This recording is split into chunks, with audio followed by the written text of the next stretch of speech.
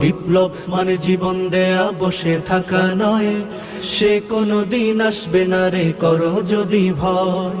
আসবে বিজয় রক্ত আর জীবনের বিনিময়, আসবে বিজয় রক্ত আর জীবনের বিনিময়। বিপ্লব মানে জীবন দেয়া বসে থাকা নয়, সে কোনো দিন আসবে না রে করো যদি ভয়। বিপ্লব মানে জীবন দেয়া বসে থাকা নয়, সে কোনো দিন আসবে না রে করো যদি ভয়।